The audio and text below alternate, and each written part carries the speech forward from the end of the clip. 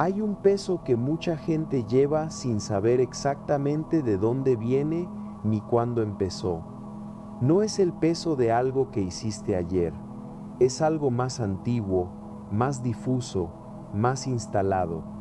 Es esa sensación de que deberías haber hecho algo diferente, de que no estás haciendo suficiente, de que si algo sale mal en el entorno de las personas que quieres, de alguna manera tiene algo que ver contigo.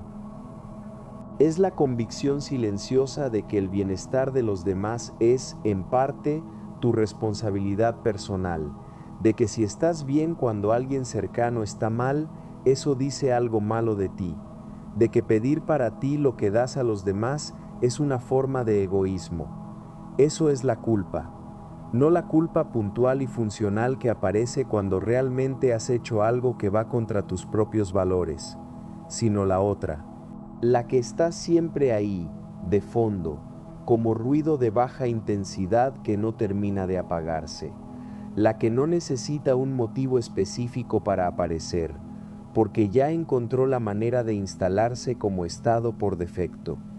Y lo que quiero hacer hoy es exactamente lo mismo que hemos hecho con otras emociones difíciles en este canal: explicarla, no condenarla ni validarla automáticamente. Entender qué mecanismos la generan, por qué en algunas personas se vuelve crónica, qué dice de la historia de quien la carga, cuándo la culpa es información útil y cuándo es solo un programa viejo que sigue ejecutándose sin que nadie lo haya elegido, y qué se puede hacer, de manera concreta y respaldada por la investigación, para dejar de cargar lo que no te corresponde cargar. Empecemos por la distinción más importante de todo lo que vamos a explorar hoy, porque sin ella lo que sigue no tiene sentido completo. Existe una diferencia neurológica y psicológica real entre dos estados que a menudo se confunden bajo el mismo nombre: la culpa y la vergüenza. Son primas cercanas, pero no son lo mismo, y la confusión entre ellas tiene consecuencias prácticas enormes. La psicóloga June Price Tangney, de la Universidad George Mason, lleva décadas investigando estas dos emociones y sus efectos sobre el comportamiento humano. Sus hallazgos establecen una distinción que es fundamental. La culpa está orientada al comportamiento: hice algo malo. La vergüenza está orientada al ser: soy algo malo. La culpa dice: este acto estuvo mal. La vergüenza dice: yo estoy mal. Esta diferencia, que parece pequeña en la formulación, tiene consecuencias enormes en lo que genera. Tangney encontró que la culpa, cuando es proporcional y genuina, tiende a motivar la reparación. La persona que siente culpa funcional quiere hacer algo para corregir lo que ocurrió, disculparse, cambiar el comportamiento, compensar el daño. Hay una energía dirigida hacia afuera, hacia el otro, hacia la corrección. La vergüenza, en cambio, tiende a paralizar o a generar rabia defensiva, porque cuando lo que está en cuestión no es un comportamiento sino la totalidad del ser, el yo se siente amenazado de manera existencial, y la respuesta tiende a ser la huida, el ocultamiento o la agresión para desviar la atención de lo que se siente expuesto. Lo que la investigación de Tangney también encontró es algo que resulta especialmente útil para entender la culpa crónica. Mucha de lo que la gente llama culpa en realidad es vergüenza disfrazada.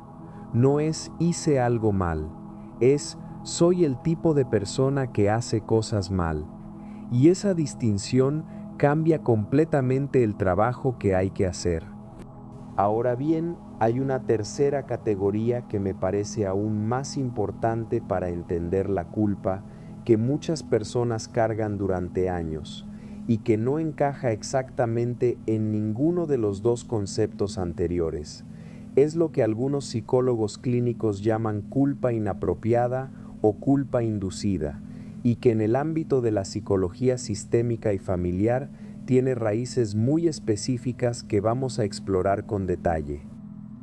El psiquiatra y psicoterapeuta Stanton Peele, junto con investigadores del ámbito de la terapia familiar como Murray Bowen, cuya teoría de la diferenciación del self es uno de los marcos más influyentes en la psicología de las relaciones, han documentado algo que resuena con mucha precisión en las historias de vida de muchas personas. Hay familias y sistemas relacionales que generan culpa de manera sistemática como mecanismo de regulación emocional y de control de la dinámica grupal. No necesariamente de manera consciente ni malintencionada, muchas veces de manera completamente inconsciente, como la repetición de patrones aprendidos de generaciones anteriores. Pero el efecto es el mismo. Algunos miembros del sistema aprenden que su bienestar propio genera malestar en otros, y eso genera culpa. Aprenden que poner un límite equivale a abandonar, que decir no equivale a no querer, que tener necesidades propias es una forma de egoísmo, que el amor se demuestra a través de la renuncia y la disponibilidad incondicional. Y esos aprendizajes, absorbidos en la infancia o la adolescencia, cuando el cerebro está en plena formación y la necesidad de pertenencia y aprobación del grupo familiar es biológicamente urgente, quedan grabados como verdades sobre cómo funciona el amor y las relaciones, no como creencias que se pueden examinar, como la realidad misma. Eso explica algo que muchas personas experimentan y que les resulta desconcertante: la culpa que sienten cuando hacen algo perfectamente razonable, cuando se toman tiempo para sí mismos, cuando priorizan su propia salud, cuando dicen no a algo que no pueden o no quieren hacer, cuando establecen distancia de alguien que les hace daño. La lógica racional dice que nada de eso merece culpa, pero el sistema emocional responde como si hubieran traicionado algo fundamental, porque para ese sistema emocional, grabado en una época en que la pertenencia era la prioridad máxima, eso sí es una traición al código de funcionamiento del grupo. Y la culpa es la alarma que suena cuando ese código se viola. Quiero ir ahora a la neurociencia específica de la culpa, porque entender el mecanismo cerebral añade una capa de comprensión que resulta muy útil para trabajar con ella. El neurocientífico Jean Desetti, de la Universidad de Chicago, que investiga las bases neuronales de la empatía y las emociones morales, ha documentado que la culpa activa de manera consistente la corteza prefrontal medial y la unión temporoparietal, regiones involucradas en la mentalización, es decir, la capacidad de imaginar el estado mental del otro. Esto tiene sentido evolutivo. La culpa es una emoción fundamentalmente social, diseñada para regular el comportamiento en el contexto de las relaciones. Nos hace imaginar el impacto de nuestras acciones sobre otros, y esa imaginación, cuando es proporcional a lo que ocurrió, cumple una función adaptativa. Pero hay algo adicional que los estudios de neuroimagen han mostrado: la culpa crónica, la que está activa de manera sostenida, sin un objeto específico o con objetos desproporcionados, mantiene activa la corteza cingulada anterior, una región asociada con la detección de conflicto y el malestar. Es la misma región que se activa ante el dolor físico. La culpa crónica neurológicamente duele, no de manera metafórica. En términos de activación cerebral, el malestar de la culpa sostenida comparte circuitos con el malestar del dolor físico. Esto explica el agotamiento que produce cargar culpa durante mucho tiempo. No es solo un malestar emocional abstracto, es una activación sostenida de sistemas cerebrales que consumen recursos y que, cuando se mantienen activos sin resolución, generan la misma fatiga que cualquier otro estado de estrés crónico. Y hay algo más. La culpa crónica tiende a activar también el sistema de amenaza social, mediado en parte por la amígdala, la estructura cerebral que ya encontramos al hablar de la ira y la ansiedad. Cuando la culpa está vinculada a la posibilidad de perder el afecto, la aprobación o la aceptación de alguien importante, el cerebro la procesa como una amenaza a la pertenencia. Y ya vimos en el episodio sobre la ansiedad que el cerebro trata la amenaza a la pertenencia social con una urgencia que evolutivamente tiene todo el sentido, pero que en el contexto moderno a menudo genera respuestas desproporcionadas. Quiero explorar ahora algo que tiene mucha relevancia práctica y que está muy poco estudiado en la cultura popular de la psicología: la culpa como instrumento relacional. Existen comportamientos en muchas relaciones donde la culpa del otro se usa, consciente o inconscientemente, como mecanismo para obtener lo que se necesita o para regular la dinámica de la relación. No necesariamente desde la maldad, a veces desde el dolor propio, desde la incapacidad de pedir directamente lo que se necesita, desde patrones aprendidos en familias donde la culpabilización era la moneda de cambio habitual. El psicólogo clínico George Simon, que ha investigado extensamente los estilos de manipulación encubierta en las relaciones, describe lo que él llama inducción de culpa como uno de los mecanismos más frecuentes en las relaciones donde hay un desequilibrio de poder o una incapacidad de comunicación directa. La inducción de culpa puede ser explícita, como los reproches directos, o implícita, como el silencio que comunica desaprobación sin palabras, el gesto de decepción que no se verbaliza, la comparación con otros que sí hacen lo que tú no haces, la referencia al sacrificio propio que no recibe correspondencia. Ninguna de estas comunicaciones dice directamente que tienes que sentirte culpable, pero el mensaje emocional es exactamente ese.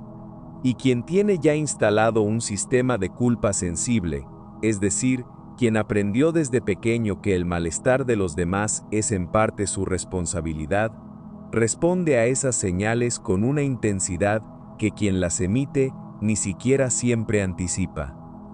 Lo importante aquí no es juzgar a quien induce culpa. Muchas veces lo hace desde su propio sufrimiento. Lo importante es reconocer el mecanismo, porque quien no lo ve no puede elegir una respuesta diferente. ¿Y quién lo ve? Quien puede nombrar esto es una inducción de culpa, no una información real sobre algo que hice mal. Recupera una distancia que le permite evaluar con más claridad si hay algo que realmente le corresponde atender o no. Quiero hablar ahora de algo que aparece con mucha frecuencia en personas que cargan culpa de manera crónica y que tiene una explicación en la psicología del desarrollo muy precisa. Es lo que se conoce como culpa superviviente o culpa de existir, términos que se usan en diferentes contextos, pero que comparten una estructura común. En familias donde había escasez, ya sea material, emocional o de atención, algunos hijos aprenden que prosperar, avanzar, estar bien, recibir más que otros tiene un costo, que si ellos tienen algo que otros no tienen, en algún lugar están quitándoselo a alguien, que su propio éxito o bienestar genera en los demás un dolor que ellos deberían haber evitado. En formas extremas, esto puede generar lo que se llama sabotaje inconsciente del propio éxito. La persona que cuando empieza a ir bien, encuentra maneras de torpedear lo que está construyendo, no porque quiera el fracaso, sino porque el éxito activa una culpa que es más difícil de tolerar que el fracaso mismo. Esto también puede manifestarse en la dificultad para recibir, algo que exploramos en el primer episodio de este canal sobre el amor propio radical. La persona que no puede aceptar un elogio sin desviarlo, que no puede recibir ayuda sin sentir que está cargando al otro, que no puede permitirse bienestar sin pensar en quien no lo tiene. Esa dificultad no es humildad, aunque a veces se disfrace como tal. Es culpa de existir en buenas condiciones cuando otros no lo hacen.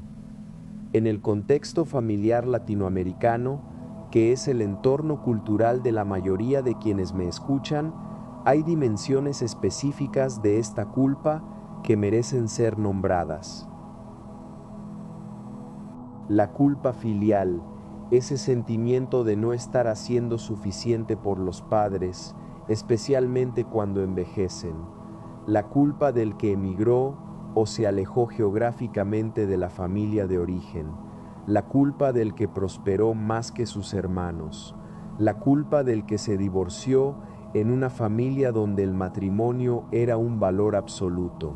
La culpa del que eligió un camino diferente al que se esperaba de él. Todas estas formas de culpa tienen en común que están generadas no por un daño real a otra persona, sino por la violación de un código cultural o familiar que se aprendió como absoluto. Eso no las hace menos reales ni menos dolorosas, pero sí las hace susceptibles de ser examinadas. Porque si la culpa viene de haber violado un código que alguien más definió, en un momento en que tú no podías cuestionarlo, la pregunta que vale la pena hacerse es, ¿ese código sigue siendo mío? ¿Lo elegiría yo hoy si pudiera elegirlo libremente? ¿O lo cargo como si fuera verdad cuando en realidad es simplemente heredado? El anciano curandero de la sierra, con quien aprendí muchas cosas, me habló una vez de lo que él llamaba las deudas que no son tuyas. Me dijo que en algunas familias, el dolor que una generación no pudo procesar se pasa a la siguiente, no como enseñanza explícita, sino como herida que el niño absorbe simplemente por crecer en ese ambiente. Y que el niño que no tiene manera de entender lo que está absorbiendo, lo interpreta como propio, como algo que dice de él, como una responsabilidad que le pertenece. Me dijo, mucha gente lleva cargando el dolor de sus abuelos sin saber que no es suyo, y el trabajo de la vida, si se hace con honestidad, es ir devolviendo lo que no te pertenece. No con rencor, con amor, diciéndole a esa herida heredada, te veo, sé de dónde vienes, y la devuelvo a quien corresponde. Yo llevo lo mío, no más. Eso es, en el lenguaje de la terapia sistémica, exactamente lo que Bert Hellinger describió con el concepto de lealtades invisibles. La idea de que los miembros de un sistema familiar pueden cargar inconscientemente con destinos, emociones o responsabilidades que pertenecen a otros miembros del sistema, a veces de generaciones anteriores, y que esa carga, aunque invisible, pesa de manera real en sus vidas. Reconocerla, nombrarla y soltarla con amor, no con negación, es uno de los trabajos más profundos y más liberadores que existen. Ahora vamos a las herramientas concretas. La primera herramienta es la más fundamental y consiste en aprender a distinguir entre culpa funcional y culpa crónica con una pregunta muy específica. Cuando aparezca la culpa, antes de cualquier otra reacción, hazte esta pregunta: ¿hice algo que va en contra de mis propios valores o simplemente no cumplí con lo que alguien esperaba de mí? Si la respuesta es lo primero, la culpa tiene información real. Señala algo que merece atención, una disculpa, una corrección, un cambio de comportamiento. Escúchala, actúa en consecuencia y luego suéltala. La culpa que ha sido atendida no necesita seguir presente. Si la respuesta es lo segundo, si lo que sientes es la culpa de no haber cumplido con una expectativa ajena, con un código que otros definieron, con una demanda que se te hizo, pero que no elegiste libremente, esa culpa no contiene información útil, contiene presión. Y presión no es lo mismo que responsabilidad. Esa pregunta, formulada con honestidad y repetida con práctica, empieza a crear una distinción que la culpa crónica tiene muy borrada, la distinción entre lo que es tuyo y lo que es del otro. La segunda herramienta viene directamente de la investigación de Tangney sobre culpa y vergüenza, y es la separación deliberada del acto de la identidad. Cuando sientas culpa por algo que hiciste, practica formularlo así: hice algo que no estuvo bien, en lugar de soy alguien que hace cosas que no están bien. La diferencia parece pequeña, pero neurológicamente es enorme.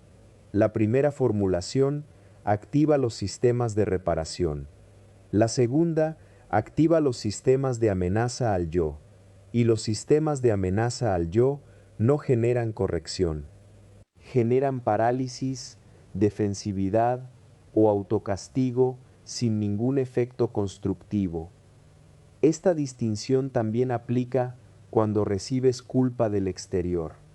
Si alguien te dice, siempre haces esto o nunca piensas en los demás, está formulando la culpa en términos de identidad. Está describiendo quién eres, no qué hiciste. Y esa formulación no merece ser aceptada como verdad, aunque la persona que la dice lo sienta con sinceridad. Lo que puedes preguntarte es, ¿qué hice específicamente que le generó ese sentimiento? Eso sí merece ser atendido. La generalización sobre tu carácter, no.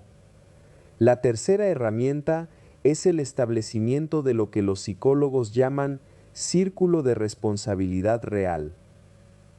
Este ejercicio, que viene de la tradición cognitivo-conductual y que ha sido refinado en el trabajo de psicólogos como Aaron Beck y sus sucesores, consiste en delimitar con honestidad y precisión qué parte de una situación que te genera culpa te pertenece realmente a ti y qué parte pertenece a otros factores, otras personas, circunstancias fuera de tu control.